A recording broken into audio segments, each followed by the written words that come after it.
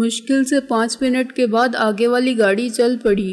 میں نے استاد گولی کو مناسب فاصلے سے تعاقب جاری رکھنے کا حکم دیا اور پھر بتا دیا کہ ذرا سی بھی بھول چوک ہوئی تو پیچھے سے کھوپڑی اڑا دوں گی۔ استاد گولی کے ساتھی محسوس ہی نہ کر سکے کہ کوئی ان کے تعاقب میں ہے۔ وہ استاد گولی کے نہ آنے سے بہت نروس تھے اور تقریباً ہانہ جنگی کا شکار تھے۔ میں نے کہا، صرف ایک تھا جو وفاداری کا حق ادا کرنا چاہتا تھا، باقی مصر تھے کہ بھاگ چلو۔ انہیں کی باہمی چپکلش میں میری تھوڑی سی ٹھکائی ہوئی، لیکن تم کو کافی وقت مل گیا، اس کے باوجود تم نے آدھے گھنٹے میں بہت کچھ کر لیا۔ میرا دل پھر چاہتا، خیر آگے کہو۔ آگے کہنے کو کیا ہے؟ وہ خفا ہو کے بولی، تم اپنے دل کے بریک ٹھیک رکھو جی، بار بار فیل ہو رہے ہیں۔ یہ نہ ہو مجھے سونے کے لیے واپس ہوٹل فاران جانا پڑے۔ تم جاؤ گی تو کیا مجھے نہیں جانا پڑے گا؟ مینیجر قائل تو ہو کہ بہادر پرنسس کس طرح تنہا اپنے شوہر کو بدماشوں کے قبضے سے چھڑوا لائی۔ ان میں سے ایک نے پرنسس کی شان میں گستاخی کی تھی، ہم نے اسے معافی مانگنے کے لیے بھیجا تھا۔ رابعہ بے اختیار ہنسی۔ میں تو حیران رہ گئی اور ہنسی پر قابو نہ رکھ سکی جب اچھے خاصے ہٹے کٹے مرد نے چوہے کی طرح مریل آواز نکال کے کہا کہ پرنسس، میں نے آپ کو حرافہ کہا تھا، میں کتا ہوں، مجھے معاف کر دیں۔ ہنسنے سے وہ اور خفیف ہوا۔ میں نے پوچھا، تم کون سے کتے ہو، دھوبی کے یا وہ جو صرف بھونکتے ہیں کاٹتے نہیں؟ وہ احمقوں کی طرح کھڑا رہا۔ میں نے کہا، جاؤ اچھے کتے بن کے رہو، مالک کے وفادار، پاگل کتے کو لوگ گولی مار دیتے ہیں۔ اندر اس سے بھی دلچسپ منظر تھا۔ میں نے ہنستے ہنستے کہا، استاد گولی سے جب وردی اتروائی گئی تو شاگردان عزیزم کے سامنے وہ سخت رسوا اور بے عزت ہوئے۔ چلتے چلتے میں نے استاد گولی کو گولی دی تھی کہ ہم ڈسٹریبیوٹر کیپ نکال کے لے جائیں گے جو ہم نہیں لائے، مگر ان کو صبح معلوم ہوگا جب وہ گاڑی چلانے کے لیے دوسری ڈسٹریبیوٹر کیپ لائیں گے اور سخت جھنجھلائیں گے کہ گاڑی بالکل ٹھیک اور قابل استعمال تھی۔ وہ خامخواہ رات بھر خوار ہوئے۔ 2 بج رہے ہیں۔ رابعہ نے گھڑی کی طرف دیکھا۔ تم کو آرام کی ضرورت ہے۔ ضرورت تو ہے لیکن نیند نہیں آ رہی ہے۔ میں نے کہا، دل چاہتا ہے تم ایسے ہی بیٹھی رہو اور باتیں کرتی رہو، باتیں لیٹ کر بھی کی جا سکتی ہیں۔ وہ بولی، میں بیٹھے بیٹھے تھک گئی ہوں۔ اچھا تو تم یہاں لیٹو، میں نے بستر سے اٹھ کے کہا۔ اور تم کہاں جاؤ گے؟ وہ میری طرف دیکھے بغیر بولی، جانا کہاں ہے اس وقت؟ یہیں لیٹ جاؤں گا، میرا مطلب ہے نیچے کارپیٹ پر۔ صوفہ ہی گھسیٹ لاؤ یہاں۔ رابعہ نے کہا، یس یہ ہو سکتا ہے۔ میں نے کہا اور دوسرے کمرے سے خاصی محنت کے بعد صوفہ گھسیٹ لایا۔ تمہارے قد کے اعتبار سے تو یہ جھولا بہت ناکافی ہے۔ رابعہ مسکرائی، اس کی تو مجھے فکر نہیں۔ میں نے کہا، صبح اس کے آنے سے پہلے ہی صوفہ واپس ٹھکانے پر رکھ دینا۔ رابعہ نے لائٹ آف کی اور بیڈ سائڈ لیمپ جلا دیا۔ کمرے میں مدھم نیلگو روشنی پھیل گئی۔ باہر سردی تھی لیکن کمرے کے اندر ایئر کنڈیشنر نے بڑی خوشگوار حرارت پیدا کر دی تھی۔ 2 میں سے ایک کمبل میں نے لیا اور سر کو صوفے کے بازو پر رکھ کے لیٹ گیا۔ ایسی پرسکون رات میری زندگی میں پہلے کبھی نہیں آئی تھی۔ میں نے سگریٹ جلا کے چھت کو دیکھتے ہوئے کہا، یہ آگ اور دھواں تو چھوڑو خدا کے لیے۔ رابعہ نے سگریٹ میرے لبوں سے چھین کر پھینک دی۔ ارے ارے، میں اٹھ کے دوڑا، کارپیٹ جل جائے گا، ابھی سے یہ فوجداری کنٹرول۔ ایسے ہی حالات میں کہا ہوگا شاعر نے کہ اکبر ڈرے نہیں کسی سلطان کی فوج سے، لیکن شہید ہو گئے بیوی کی نوٹ سے۔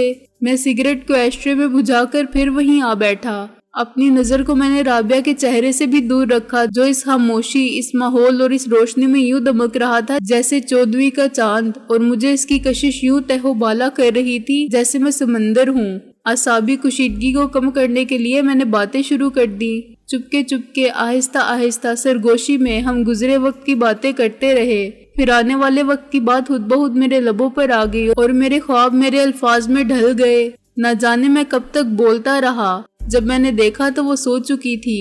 سکون کی نیند میں بھی وہ مسکرا رہی تھی، اس بچے کی طرح جو کہانی سنتے سنتے سو جائے اور خواب اسی کہانی کا تسلسل بن جائے۔ شاید خواب سنتے سنتے وہ انہی خوابوں میں کھو گئی تھی۔ میں بھی اطمینان سے کروٹ بدل کے سو گیا۔ اس رات میں نے بہت سے ایسے خواب دیکھے جو کوسے قزاق کے سارے اجلے رنگوں سے مزین تھے۔ صحن گلشن میں گلوں کے رنگ پر اترنے والی تتلیاں اڑتے اڑتے نیلے آسمان کی وسعت میں گم ہو جاتی تھیں اور ستارے بن کے چمکنے لگتی تھیں۔ پھر آسمان نیچے اتر آیا تھا اور نیلے رنگ کی ساڑی کا پلو بن کے اڑنے لگتا تھا جس میں زرد پھول دمکتے تھے۔ برف پوش پہاڑ کی کسی چوٹی سے رابعہ مجھے پکارتی تھی اور اپنا ایک ہاتھ پھیلا دیتی تھی، سکندر یہاں آؤ، یہاں سے دیکھو دنیا کتنی خوبصورت ہے، اور میں کہتا تھا مجھے سب کچھ تمہاری آنکھوں میں نظر آ رہا ہے۔ پھر شفق پھیلنے لگتی تھی اور رابعہ اپنے گالوں کو چھو کر کہتی تھی، ارے یہ رنگ تو میرے گالوں پر اتر آیا ہے، اور اس کا شاخ گل جیسا بدن بل کھا کے کمان ہو جاتا تھا۔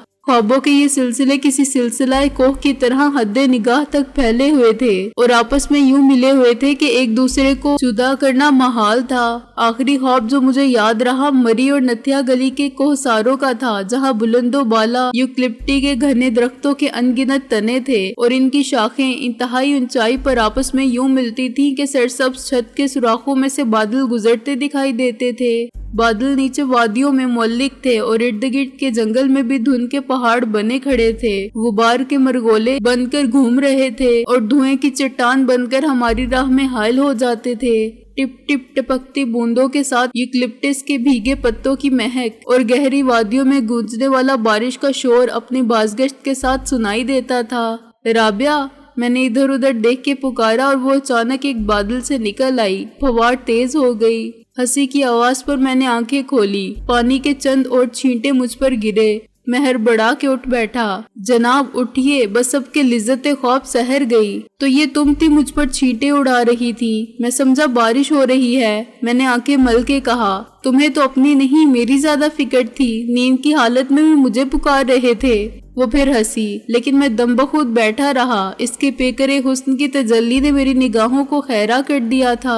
وہ ابھی غسل کر کے نکلی تھی اور اس کے دھلے ہوئے چہرے کے گلابی رنگ میں اتنی تازگی اور شگفتگی تھی اور وہ آب و تاب تھی کہ میں پلک جھپکائے بغیر اسے دیکھتا رہا۔ سنگے مرمر سے تراشے ہوئے پیکر کو اس کے گرد وہی نیلی ساڑی لپٹی ہوئی تھی جس کے زرد پھول مجھے دیکھ کر مسکرا رہے تھے اور شوخ اشارے کر رہے تھے۔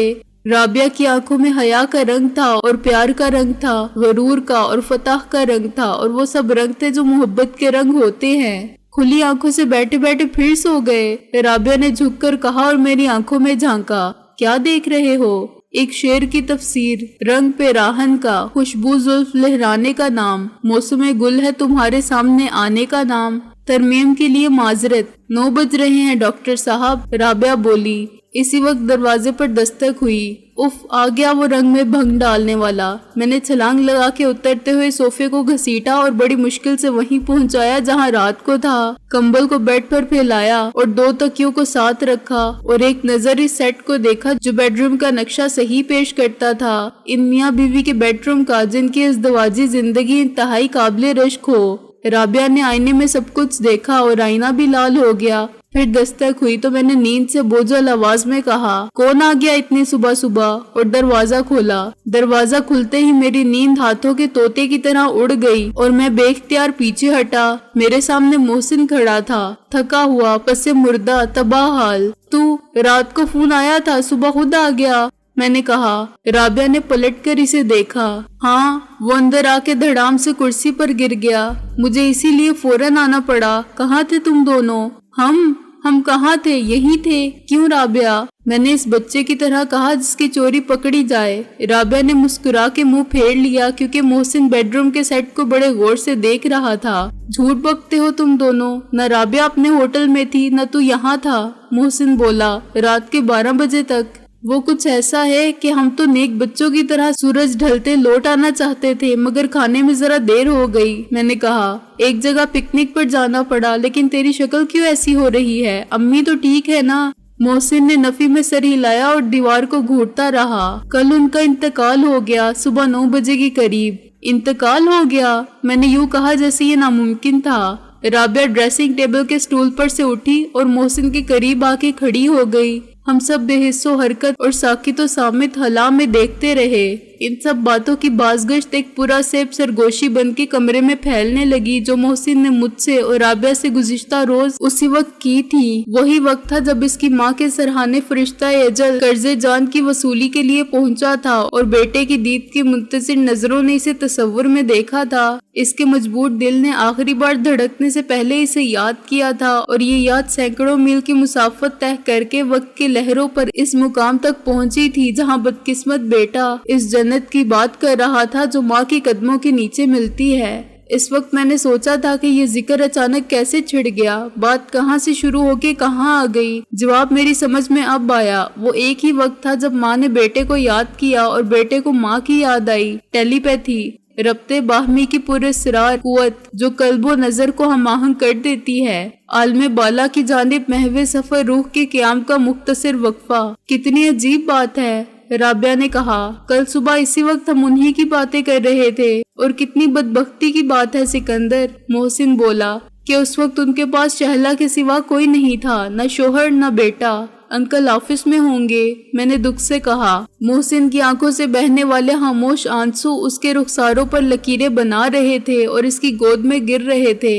نہیں، وہ ہسپتال میں تھے، ایک دن پہلے ہی ان پر ہارٹ اٹیک ہوا تھا۔ محسن روتے روتے بولا، معمولی سا درد اٹھا تھا، ڈاکٹروں نے روک لیا۔ جب میں پہنچا تو تدفین بھی ہو چکی تھی۔ شہلا نے انکل رضوی کو فون کیا تھا مگر انہوں نے کہا کہ مجھے نہ تو محسن کا پتہ ہے اور نہ رابعہ یا سکندر کا۔ یہ نہیں کہا انہوں نے کہ سب مفرور ہیں۔ میں نے تلخی سے کہا، وہاں کی پولیس کو خبردار نہیں کیا کہ ان میں سے کوئی بھی جنازے میں شرکت کے لیے آئے تو گرفتار کر لیا جائے، بہترین موقع ملا ہے۔ محسن نے نفی میں سر ہلایا، معلوم نہیں انہوں نے ایسا کیوں نہیں کیا۔ محسن بولا، انہوں نے شہلا کو تسلی دی اور پھر ہسپتال میں ڈیڈی سے بات کی۔ ڈیڈی کو اب تک کچھ نہیں معلوم، ڈاکٹروں کا خیال ہے کہ یہ خبر سنانے میں خطرہ ہے۔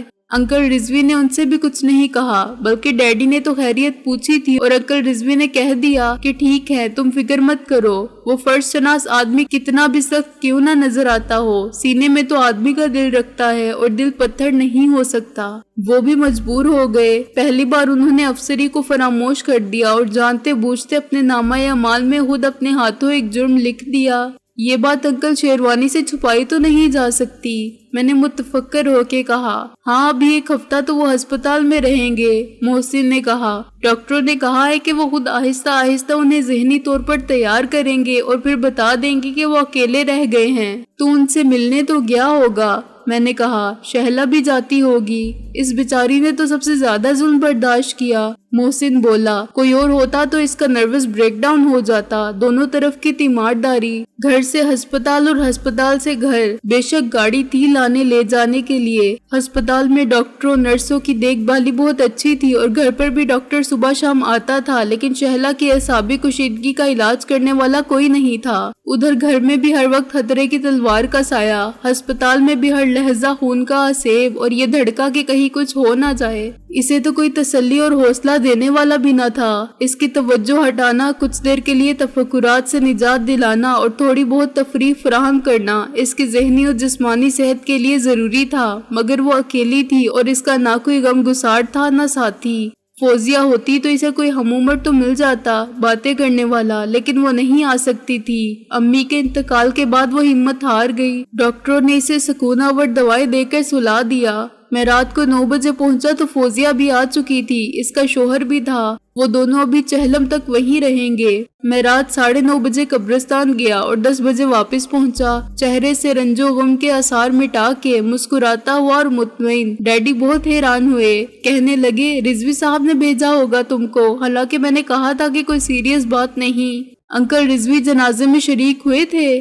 رابعہ نے کہا، نہیں، لاہور میں کچھ گڑبڑ تھی، اعلیٰ اختیاراتی میٹنگ تھی شام کو جو رات تک جاری رہی۔ محسن بولا، انہیں بہت رنج تھا، لیکن انہوں نے ٹیلی فون پر شہلا کو بہت تسلی دی اور میرا خیال ہے اس کی حالت کے پیش نظر سب خیریت کے سوا کچھ نہیں کہا۔ شاید ہم چلے جاتے تب بھی وہ اس موقع پر فرض شناسی کا وہ مظاہرہ نہ کر پاتے جس کی وجہ سے وہ سنگ دل اور بے حس مشہور ہو گئے ہیں۔ یہ بھی ہو سکتا ہے کہ میٹنگ میں شرکت بہانہ ہو، بہانہ ہی ہوگا، ورنہ یہاں تو کسی قسم کی گڑبڑ نہیں۔ میں نے کہا، ان کو اندیشہ ہوگا کہ وہاں سب کا سامنا ہوگا اور وہ آزمائش کے عذاب میں مبتلا ہو جائیں گے۔ محسن نے کہا، چنانچہ وہ صاف دامن بچا گئے۔ جھوٹ بولنے پر بھی وہ اپنے آپ سے شرمندہ تو ہوں گے، لیکن مطمئن بھی ہوں گے کہ ایک پرعلم موقع پر ہمدردی اور غمگساری کے بجائے فرض شناسی کا مظاہرہ کرنے کی اذیت سے بچ گئے۔ تجھے بھی وہی رہنا چاہیے تھا، میں نے کہا۔ تم لوگ فون پر مل جاتے تو شاید میں سوئم کے بعد آتا۔ وہ بولا، میں نے ہسپتال سے واپس آتے ہی گھر سے فون کیا تھا۔ تمہارا نہ ملنا بہت غیر معمولی بات تھی، کیونکہ میں تم کو بطور خاص ہدایت دے کر گیا تھا کہ میں فون کروں تو موجود رہنا۔ میں تشویش میں مبتلا ہو گیا۔ شہلا تو سوئی پڑی تھی۔ میں نے فوزیہ سے کہا کہ مجھے دال میں کچھ کالا نظر آتا ہے، میں جا رہا ہوں۔ اس نے مجھے روکنے کی واجبی سی کوشش کی، مگر میں نے کہا کہ اب تم ہو اور تمہارا شوہر ہے، تم دونوں گھر کا، شہلا کا اور ڈیڈی کا خیال رکھ سکتے ہو۔ ویسے بھی جب میں نہ امی کے انتقال کے وقت پہنچ سکا نہ تدفین کے وقت، تو اب رک کے کیا کروں گا؟ سچ بات یہ ہے سکندر کہ مجھے اس گھر میں ویرانی محسوس ہوتی تھی۔ اس کے ماحول سے وحشت ہوتی تھی، دیواریں کاٹنے کو دوڑتی تھی اور ہر چیز مجھے ملامت کرتی نظر آتی تھی۔ میں بھاگ آیا۔ 12 بجے فون کیا تھا۔ رات 1 بجے پھر امی کی قبر پر اجازت لینے گیا اور وہاں میں دل کھول کے رویا تو میری روح پر سے بار ندامت کچھ کم ہوا۔ نہ جانے کیوں مجھے ایسا لگتا ہے جیسے امی نے مجھے معاف کر دیا ہے۔ انہوں نے مجھ سے کہا ہے کہ محسن، خدا نے میری مشکل آسان کر دی ہے، روتا کیوں ہے؟ یہ تو ٹھیک ہے، میں نے سر داہ بھر کے کہا۔ ان کی زندگی کا عذاب بہت سخت تھا، خدا ان کو سکون دے اور ان کی روح کی مغفرت کرے۔ جب انکل شیروانی کو معلوم ہوگا تو کیا ہوگا؟ کچھ نہیں، اس صدمے کے لیے ذہنی طور پر تو ہم سب بہت پہلے سے تیار تھے، محسن نے کہا۔ یہ ان کے ریٹائرمنٹ کا آخری سال ہے، ہو سکتا ہے وہ LPR لے لیں۔ 6 مہینے کی چھٹی مل جاتی ہے نا، اور شہلا کے ساتھ لاہور آ جائیں۔ وہ یہاں آئے تو انہیں بہت سی ایسی باتیں معلوم ہوں گی جو اب تک معلوم نہیں، لیکن وہ اسلام آباد میں نہیں رہ سکتے، محسن بولا۔ ان کو سرکاری کوٹھی ملی ہوئی ہے جسے وہ زیادہ سے زیادہ 6 مہینے اپنے پاس رکھ سکتے ہیں، مگر مجھے یقین ہے وہ اس سے پہلے ہی وہاں سے نکلنے کی کوشش کریں گے۔ اس گھر میں ان کا اکیلے رہنا انتہائی مشکل ہے۔ میں وہاں ایک دن نہیں رہ سکا، اور تو کوئی جگہ نہیں ہے جہاں وہ جا سکیں۔ وہ فوزیہ کے ساتھ جا سکتے ہیں، میں نے کہا۔ جا تو سکتے ہیں لیکن جائیں گے نہیں، محسن بولا۔ پرانے خیال کے آدمی ہے نا۔ فوزیہ اور اس کا شوہر بھی یہ چاہتے تھے کہ فیصلہ آباد والا گھر بہت بڑا ہے اور وہ اکیلے ہیں۔ ایک بزرگ کے گھر میں موجودگی کا سہارا بہت ہوتا ہے۔ ہو سکتا ہے کہ ان کے اسرار سے مجبور ہو جائیں اور یہی کریں۔ میرا خیال ہے کہ اب تم نہا دھو لو تو ہم ناشتہ کریں، رابعہ نے کہا۔ تمہیں آرام کی ضرورت ہے؟ ہاں، میں بہت زیادہ تھکا ہوا ہوں۔ محسن نے اٹھ کر باتھ روم کا رخ کیا۔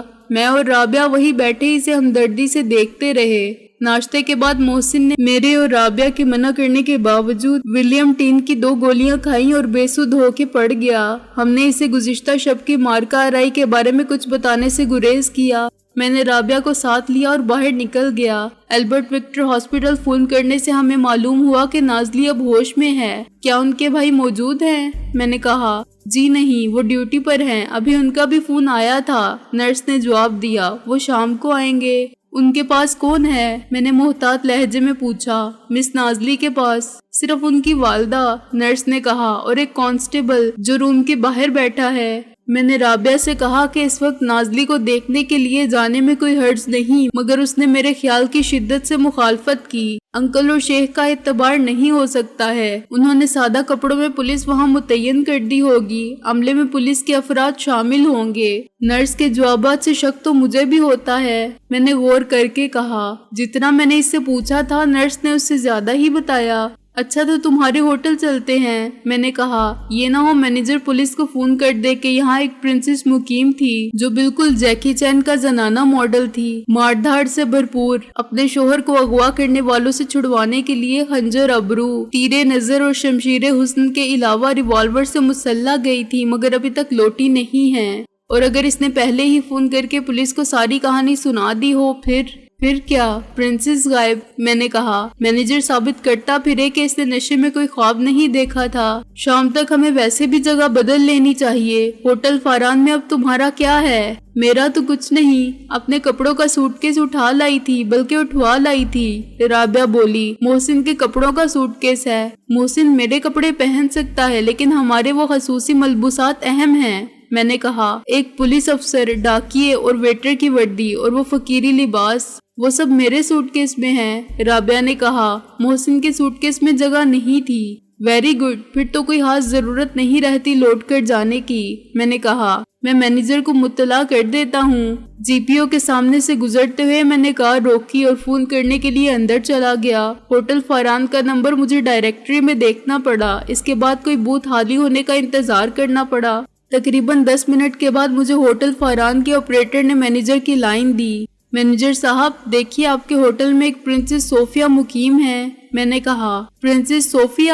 مینیجر چلایا۔ کہاں ہے وہ خود؟ تم کون ہو؟ کون سی منحوس گھڑی تھی جب پرنسس نے میرے ہوٹل میں قدم رکھا تھا؟ خدا معلوم وہ پرنسس تھی کہ بہرام ڈاکو کی بیٹی۔ کیا ہوا مینیجر صاحب؟ میں نے پرتشویش لہجے میں کہا۔ ارے یہ پوچھو کیا نہیں ہوا؟ مینیجر بولا۔ الو کا پٹھا ہوں، گدھا ہوں میں کہ میں نے اس کی بات مان لی۔ عقل ہبت کر دی تھی اس نے میری مسکرا کر۔ اسی وقت پولیس کو بلوا لیتا تو یہ مصیبت نہ آتی۔ کیسی مصیبت؟ آپ نے ابھی تک کچھ نہیں بتایا ہے۔ ارے بھائی کیا بتاؤں، دھماکہ ہوا ان کے کمرے میں، وہ فریاد کناں لہجے میں بولا۔ آج ہی صبح؟ ان کا کمرہ تو بند تھا، میں نے کہا، اور چابیاں آپ کے پاس تھیں۔ یہی تو مصیبت بن گئی میرے لیے، وہ بولا۔ مگر تم یہ سب کچھ کیسے جانتے ہو؟ میں نے باہر دیکھا، کاؤنٹر سے خاصے فاصلے پر کھڑا ہوا ایک شخص مجھے بڑے غور سے دیکھ رہا تھا۔ وہ ٹیلی فون کرنے کے لیے باری کے انتظار میں نہیں تھا اور کسی کاؤنٹر سے ٹکٹ یا لفافے بھی خریدنا نہیں چاہ رہا تھا۔ میں پرنسس کا پی اے ہوں، میں نے کہا اور دوبارہ اس شخص کی طرف دیکھا۔ تو پی اے صاحب، خدا کے لیے میری جان چھڑواؤ، مینیجر بولا۔ یہاں تو پولیس نے دھاوا بول دیا ہے۔ دھماکہ کس وقت ہوا اور کیسے؟ میں نے کہا۔ آخر کوئی تو اندر گیا ہوگا۔ یہی تو غضب ہے کہ اندر کوئی نہیں گیا، مینیجر بولا۔ ساتھ والا کمرہ خالی تھا، ایک شریف صورت شخص نے لیا تھا، میں نے تو دیکھا بھی نہیں۔ ریزرویشن کلرک نے دیکھا تھا۔ میجر شریف کہتا تھا خود کو، مگر وہ خبیث نہ میجر تھا نہ شریف۔ اس نے درمیان کی دیوار میں سوراخ کیا اور اندر بم پھینک دیا۔ دونوں کے باتھ روم ملتے ہیں نا، اس نے باتھ روم سے باتھ روم میں دستی بم اچھالا اور بھاگ نکلا۔ دھماکے سے افراتفری پھیلی تو وہ غائب ہو گیا۔ میں نے پھر شیشے کے کیبن سے باہر جھانکا، وہ اجنبی بڑی مستقل مزاجی سے ہاتھ باندھے وہی موجود تھا۔ مجھے اس کی صورت کچھ جانی پہچانی لگی، میرا دل ڈوبنے لگا۔ اس کا دوسرا مطلب یہ تھا کہ وہ یقیناً مجھے پہچان گیا ہوگا۔ میں نے اچانک ریسیور رکھا اور باہر نکل کے تیز تیز قدموں سے زینے کی طرف بڑھا۔ آدھا زینہ چڑھ کے میں نے پیچھے دیکھا تو وہ شخص میرے تعاقب میں آ رہا تھا۔ میں نے باقی زینہ طے کیا اور اوپر کی منزل کے مختلف راستوں، عملے کے افراد اور فائلوں کے بھرے کمرے سے گزرا اور دوسرے زینے سے نیچے اترا۔ اس وقت تک میں اپنے پیچھے آنے والے سے تقریباً پیچھا چھڑا چکا تھا۔ مجھے اس کی صورت ایک بار بھی نظر نہیں آئی تھی، لیکن دوسرے زینے سے دوسری راہداری میں اترتے ہی میری نظر اس پر پڑی۔ وہ مجھ سے چند قدم کے فاصلے پر کھڑا مسکرا رہا تھا۔ اس نے پہلے سے اندازہ کر لیا تھا کہ میں کس راستے سے نکلنے کی کوشش کروں گا۔ میں نے باہر کا رخ کیا تو وہ میری راہ میں حائل ہوا۔ میں نے اسے دھکا دیا اور باہر کی طرف دوڑا۔ مجھے یقین تھا کہ اس کے پھر اٹھنے تک میں رابعہ کے ساتھ کار میں بیٹھ کے نکل جاؤں گا، لیکن گاڑی وہاں نہیں تھی جہاں میں اسے چھوڑ گیا تھا۔ گاڑی آس پاس کہیں بھی نہیں تھی۔ میری سمجھ میں نہیں آتا تھا کہ رابعہ، جسے میں انتظار کرنے کی تاکید کر گیا تھا، اچانک کہاں غائب ہو گئی۔